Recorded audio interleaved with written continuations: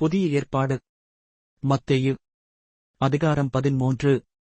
இயேசு அன்றைய தினமே வீட்டிலிருந்து புறப்பட்டுப் போய் கடலோரத்திலே உட்கார்ந்தார். திரளான ஜனங்கள் அவரிடத்தில் கூடி வந்தபடியால் அவர் படவில் ஏறி உட்கார்ந்தார்.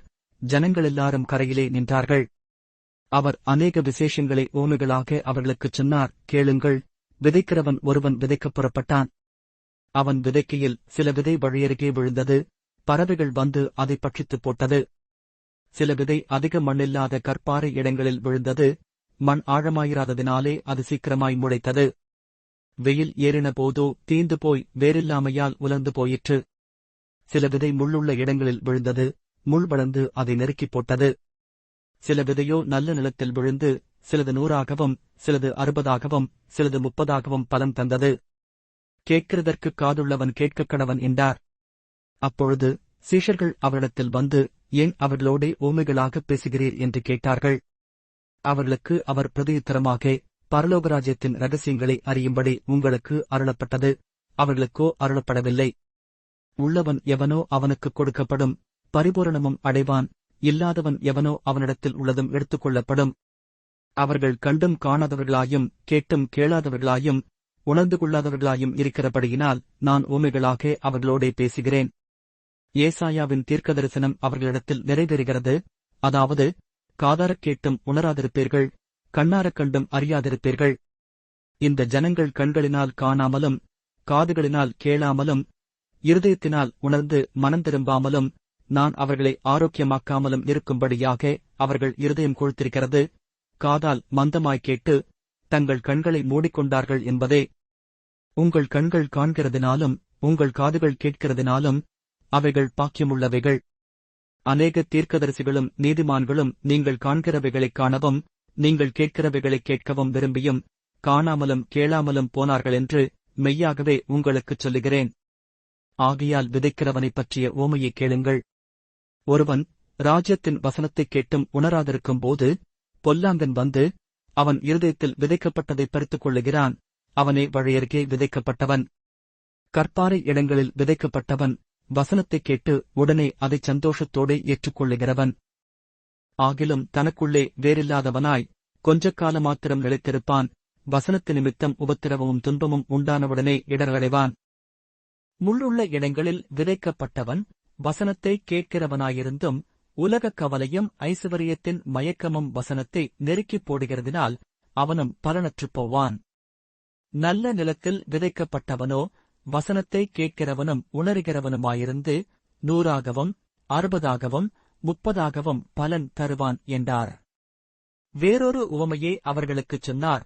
பரலோகராஜ்யம் தன் நிலத்தில் நல்ல விதையை விதைத்த மனுஷனுக்கு ஒப்பாயிருக்கிறது. மனுஷர் நித்திரை பண்ணுகையில் அவருடைய சத்துரு வந்து கோதுமைக்குள் களைகளை விதைத்துவிட்டுப் போனான். பயிரானது வளர்ந்து கதிர்விட்டபோது களைகளும் காணப்பட்டது. வீட்டெஜமானுடைய வேலைக்காரர் அவனிடத்தில் வந்து, ஆண்டவனே, நீர் உமது நிலத்தில் நல்ல விதையை விதைத்தீர் அல்லவா? பின்னே அதில் களைகள் எப்படி உண்டானது என்றார்கள். அதற்கு அவன், சத்துரு அதைச் செய்தான் என்றான். அப்பொழுது வேலைக்காரர், நாங்கள் போய் அவைகளை பிடுங்கிப் போட உமக்கு சித்தமா என்று கேட்டார்கள். அதற்கு அவன், வேண்டாம், களைகளை பிடுங்கும்போது நீங்கள் கோதுமையையும் கூட வேரோடு பிடுங்காதபடிக்கு இரண்டையும் அறுப்பு மட்டும் வளரவிடுங்கள். அறுப்பு காலத்தில் நான் அறுக்கிறவர்களை நோக்கி, முதலாவது களைகளை பிடுங்கி அவைகளை சுட்டெரிக்கிறதற்கு கட்டுகளாக கட்டுங்கள், கோதுமையையோ என் களஞ்சியத்தில் சேர்த்து வையுங்கள் என்பேன் என்று சொன்னான் என்றார். வேறொரு உவமையை அவர்களுக்குச் சொன்னார். பரலோகராஜ்யம் கடுகு விதைக்கு ஒப்பாயிருக்கிறது. அதை ஒரு மனுஷன் எடுத்து தன் நிலத்தில் விதைத்தான். அது சகல விதைகளிலும் சிறிதாயிருந்தும் வளரும்போது சகல பூண்டுகளிலும் பெரிதாகி ஆகாயத்து பறவைகள் அதன் கிளைகளில் வந்து அடையத்தக்க மரமாகும் என்றார். வேறொரு உவமையை அவர்களுக்குச் சொன்னார். பரலோகராஜ்யம் புளித்த மாவுக்கு ஒப்பாயிருக்கிறது. அதை ஒரு ஸ்திரீ எடுத்து முழுவதும் புளிக்கும் வரைக்கும் 3 படி மாவிலே அடக்கி வைத்தாள் என்றார். இவைகளையெல்லாம் இயேசு ஜனங்களோடே உவமைகளாகப் பேசினார். உவமைகளினாலேயன்றி அவர்களோடே பேசவில்லை.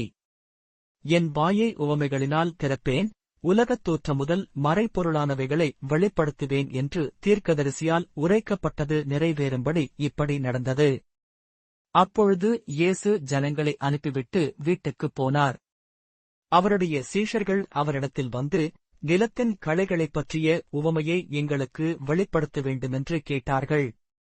அவர் பிரதியுத்தரமாக, நல்ல விதையை விதைக்கிறவன் மனுஷகுமாரன். நிலம் உலகம், நல்ல விதை ராஜ்யத்தின் புத்திரர், களைகள் பொல்லாங்கனுடைய புத்திரர். அவைகளை விதைக்கிற சத்துரு பிசாசு, அறுப்பு உலகத்தின் முடிவு, அறுக்கிறவர்கள் தேவதூதர்கள். ஆதலால் களைகளைச் சேர்த்து அக்கினியால் சுட்டெரிக்கிறது போல இவ்வுலகத்தின் முடிவிலே நடக்கும். மனுஷகுமாரன் தம்முடைய தூதர்களை அனுப்புவார். அவர்கள் அவருடைய ராஜ்யத்தில் இருக்கிற சகல இடரல்களையும் அக்கிரமஞ்செய்கிறவர்களையும் சேர்த்து அவர்களை அக்கினிச் சூளையிலே போடுவார்கள். அங்கே அழுகையும் பற்கடிப்பும் உண்டாயிருக்கும். அப்பொழுது நீதிமான்கள் தங்கள் பிதாவின் ராஜ்யத்திலே சூரியனைப் போல பிரகாசிப்பார்கள். கேட்கிறதற்குக் காதுள்ளவன் கேட்கக் கடவன். அன்றியும் பரலோகராஜ்யம் நிலத்தில் புதைந்திருக்கிற பொக்கிஷத்துக்கு ஒப்பாயிருக்கிறது. அதை ஒரு மனுஷன் கண்டு மறைத்து அதைப் பற்றிய சந்தோஷத்தினாலே போய் தனக்கு உண்டான எல்லாவற்றையும் விற்று அந்த நிலத்தைக் கொள்ளுகிறான். மேலும் பரலோகராஜ்யம் நல்ல முத்துக்களைத் தேடுகிற வியாபாரிக்கு ஒப்பாயிருக்கிறது. அவன் விலையுயர்ந்த ஒரு முத்தைக் கண்டு போய் தனக்குண்டான எல்லாவற்றையும் விற்று அதைக் கொள்ளுகிறான். அன்றியும் பரலோகராஜ்யம் கடலிலே போடப்பட்டு சகலவிதமான மீன்களையும் சேர்த்து வாரிக்கொள்ளும் வலைக்கு ஒப்பாயிருக்கிறது. அது நிறைந்தபோது அதைக் கரையில் இழுத்து உட்கார்ந்து நல்லவைகளை கூடைகளில் சேர்த்து ஆகாதவைகளை எறிந்து போடுவார்கள். இப்படியே உலகத்தின் முடிவிலே நடக்கும். தேவதூதர்கள் புறப்பட்டு நீதிமான்களின் நடுவிலிருந்து பொல்லாதவர்களைப் பிரித்து அவர்களை அக்கினிச் சூளையிலே போடுவார்கள். அங்கே அழுகையும் பற்கடிப்பும் உண்டாயிருக்கும் என்றார். பின்பு இயேசு அவர்களை நோக்கி, இவைகளையெல்லாம் அறிந்து கொண்டீர்களா என்று கேட்டார். அதற்கு அவர்கள், ஆம், அறிந்து கொண்டோம், ஆண்டவரே என்றார்கள். அப்பொழுது அவர் அவர்களை நோக்கி, இப்படி இருக்கிறபடியால் பரலோகராஜ்யத்துக்கடுத்தவைகளில் உபதேசிக்கப்பட்டு தேறின வேதபாரகன் எவனும் தன் பொக்கிஷத்திலிருந்து புதியவைகளையும் பழையவைகளையும் எடுத்துக் கொடுக்கிற வீட்டெஜமானாகிய மனுஷனுக்கு ஒப்பாயிருக்கிறான் என்றார். இயேசு இந்த உவமைகளைச் சொல்லி முடித்த பின்பு அவ்விடம் விட்டு தாம் வளர்ந்த ஊரிலே வந்து அவர்களுடைய ஜெபாலயத்திலே அவர்களுக்கு உபதேசம் பண்ணினார். அவர்கள் ஆச்சரியப்பட்டு, இவனுக்கு இந்த ஞானமும் பலத்த செய்கைகளும் எப்படி வந்தது? இவன் தச்சனுடைய குமாரன் அல்லவா? இவன் தாய் மரியாள் என்பவள் அல்லவா? யாக்கோபு, யோசே, சீமோன், யூதா என்பவர்கள் இவனுக்கு சகோதரர் அல்லவா? இவன் சகோதரிகளெல்லாரும் நம்மிடத்தில் இருக்கிறார்கள் அல்லவா? இப்படி இருக்க இதெல்லாம் இவனுக்கு எப்படி வந்தது?